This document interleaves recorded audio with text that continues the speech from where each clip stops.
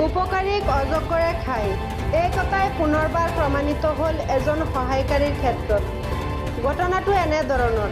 ডিঙৰ ২ নং লাঙিয়াৰ ছাইফুল ইছলাম নামৰ এইজন লোকে নিজৰ ম্যাদী পট্টা ভূমিত আশ্ৰয় দিছিল মৰিগাঁও জিলাৰ বুঢ়াগাঁৱৰ এটি ভূমিহীন পৰিয়ালক। এই পৰিয়ালটো চৰৰ চৰকাৰী ভূমিত দীৰ্ঘদিনে আশ্ৰয় লৈ আহিছিল।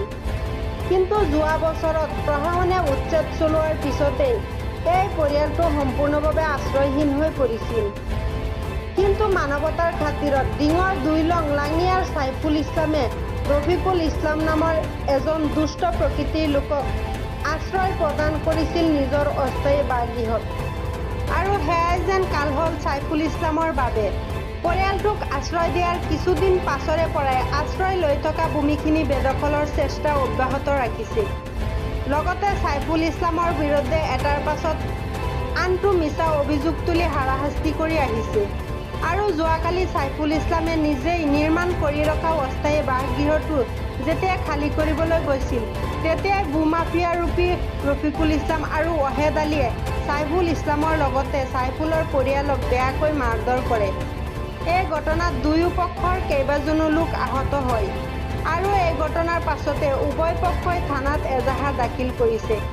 ইফালে আইনৰ বয়ত বেদখল কৰা ভূমিখিনি খালী কৰি দিছে বেদখলকাৰীয়ে।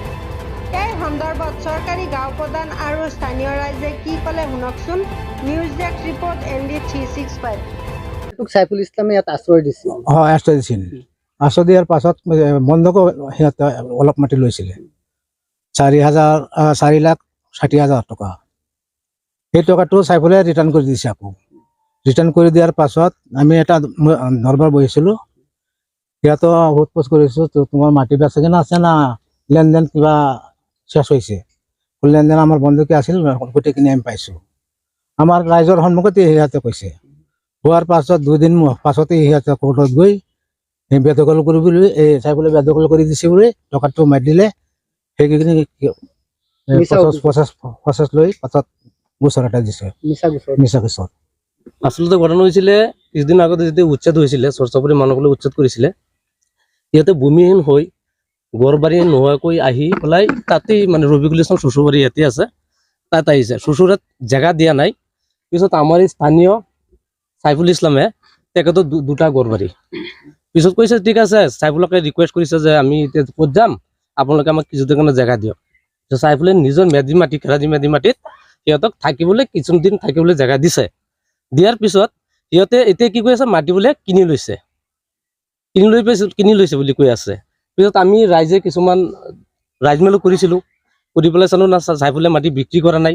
আৰু আমি জানো যেতিয়া ছাইফুলে জেগা দিছিলে, ছাইফুলে জেগা দিয়াৰ পিছত এতিয়া মাটি কিনাৰ সন্দৰ্ভত ছাইফুল ইছলামৰে আছে আৰু খেৰাজি মাটি হয়।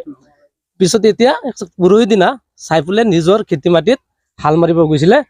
সেই পাৰ্টিটোৱে যিহেতু মানে জেগা দিছিলে ছাইফুলে, সিহঁতে আহি পেলাই ছাইফুলক পৰিয়ালক মাৰপিট কৰিছে।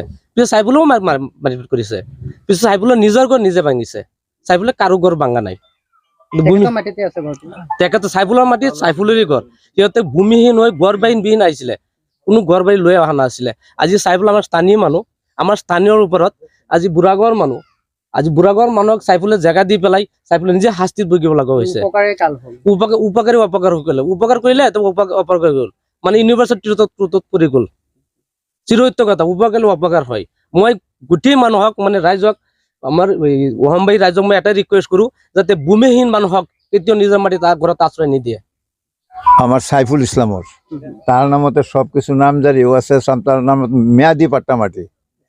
সি আশ্ৰয় লবৰ কাৰণে আহিছিল, আশ্ৰয় দিছিল, কিন্তু আশ্ৰয় দিয়াতে যে এনেকুৱা হ'ব এইটো কোনেও নাভাবিছিল যে এনেকুৱা হৈ যাব। এইটো এতিয়া মানুহ ইয়াৰ নহয়, মানুহ হ'ল দূৰৰ বাহিৰৰ মানুহ। কিন্তু মানুহৰ মুখৰ ফালে এটা মৰম লাগিল। সিও মানে বহুত কিছু ৰিকুৱেষ্ট কৰিছে, থাকিবৰ অসুবিধা তাৰ, সি একটা সুবিধা ইয়াতে লৈছিল আৰু সুবিধাটো দিছিল। সুবিধা দিওঁতে মানে সুবিধা এতিয়া সি মানে এই মাটি গ্ৰাস কৰিবৰ ইচ্ছা কৰিছে।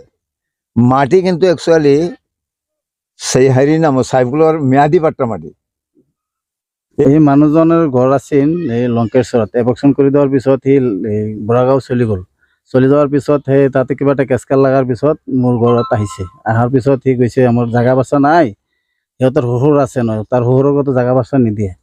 তাৰপিছত মোৰ ঘৰত 1 মাহ বা 3 মাহ মান মোৰ ঘৰত ৰাখিছোঁ। ৰখাৰ পিছত এই জাগা দিব লাগে। তাৰ মোৰ ল'ৰালৈকে মই ঘৰ বনাইছিলোঁ, বিটু কাটিছিলোঁ। সেই বিটিত সিটো ঘৰতে মই জাগা দিছিলোঁ। জাগা দিয়াৰ পিছত 1 বছৰ 3-4 মাহ যোৱাৰ পিছত মই কেইবিঘা মাটি বন্ধক দিছোঁ তাতে। দেওয়াৰ পিছত এতিয়া মোৰ টকাখিনি আমি গোটেইখিনি ৰাইজ লৈ মই টকাখিনি ঘূৰাই দিছোঁ। দিয়াৰ পিছত সেই অভিযোগ উঠাইছে টকাখিনি মোক নিদিয়ে, সেই বেলেগ কিবা দলাল চক্ৰটো লৈ মানে মোৰ ওপৰত মিছা অভিযোগ কৰি কেছ কৰিছে। কেছ কৰি এটা না 2টা 3টা কেছ কৰিছে। কৰাৰ পিছত এতিয়া মানে ৰাইজ মল বহি এইটো আলোচনা কৰিছে, সোধ-পোছ কৰিছে টকাখিনি কি দিছোঁ না দিছি না। ৰাইজৰ সময়ত সি কৈছে না টকাখিনি গোটেইখিনি দি দিছে, সিহঁতে মাটি মোক কিনা নাই, বন্ধক টকাখিনি দিছে, মই গোটাকৈ দিছোঁ। তাৰপিছত মানে গামবুঢ়া আছে আমাৰ, এই গামবুঢ়াজনে আৰু মানুহ আছিল, সিহঁতে সুধিছে যে তুমি ইয়াত কি কৰিবা? আমি কেইদিনমান থাকিবলৈ দিয়ক। এই ৰাইজ মানুহে কেইদিনমান থাকিবলৈ তাৰে দিছে, ৰাইজে থাকিবলৈ দিছে। সেই দিয়াৰ পিছত মই হাল মাৰিবলৈ গৈছোঁ মোৰ খেতিত। সেই মানে কেমেৰা কৰিছে, কেমেৰা কৰাৰ পিছত এই সোধ-পোছৰ কৰাৰ পিছত মানে ঝগড়া এটা লাগি গ'ল। লগাৰ পিছত সেই ঘৰৰ পৰা দাউলা দি লৈ 5-7জন মান মানুহ ধৰি গ'ল। মোৰ ল'ৰা এটা মোৰ মাইকীৰে মাৰধৰ কৰি আছে। কৰাৰ পিছত মানে আমি আগফালে আহিলোঁ, আহি মানে আমি ফিৰাইছোঁ, আমি মাৰধৰ কৰা নাই। 2 পাৰ্টি মানে লাগিছে, কি কৰি মানুহ আহত হৈছে। আমাৰ মানুহ আহত হৈছে। তাৰপিছত আমিতো মানুহখিনি লৈ ডাক্তৰৰ ঘৰত গৈছোঁ। তাৰপিছত ৰাইজে মানে আমাৰ ঘৰটো, আমি যিটো ঘৰত জাগা দিছিলোঁ, যিটো ঘৰত থাকিলে কেচকেল হৈ থাকে, ৰাইজে মিলি ঘৰখিনি মোক ভাঙি দিলে। আপুনি নিজে বনোৱা ঘৰ? আমাৰ নিজৰ বনোৱাৰ ঘৰটো ভাঙি দিছে। যেতিয়া তাৰ আহিব নোৱাৰে, কেচকেলো নহয়। মানে সম্পূৰ্ণ মাটিটো সম্পূৰ্ণভাৱে দখলৰ চেষ্টা চলাইছিল। সিহঁতে মানে মাটিখিনি বেদল দিবলৈ মানে চেষ্টা কৰাইছে। আৰু এইটো মাটি আমাৰ মেদি মাটি।